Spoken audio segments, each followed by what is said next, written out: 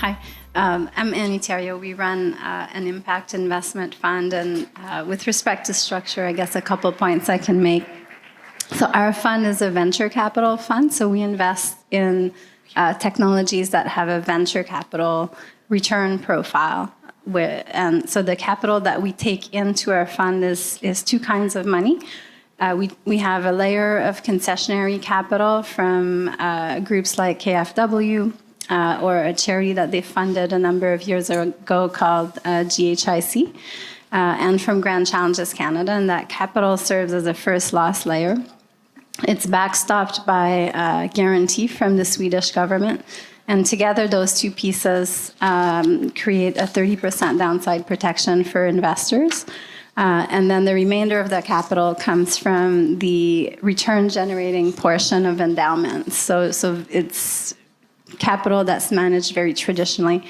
It comes from funds of funds that are impact funds of funds that are seeking, 20+% IRR for their money.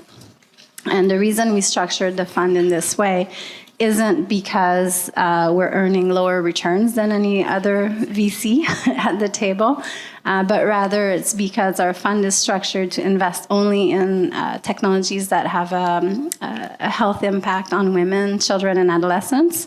And we take that one step further, and we only look at technologies that are internationally relevant. So within all the opportunities to have a positive health impact on cancer, we look for the treatments that are lower cost. We look for software platforms that upskill labor forces around the world, but that have that venture profile.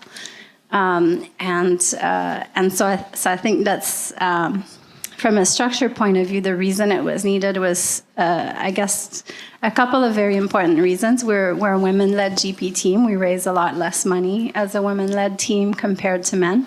But also, when I approach investors and I say, I'm going to do women's health, we're a women-led team, and we have a global impact strategy. Let me count the ways they want to run out the door until I say, but we have the 30% downside protection. So I think for those around the table that are able to provide that lower return profile money, it's really important to get involved with newer managers that are doing things a little bit differently, because it does enable the launch of new thinkers around the table.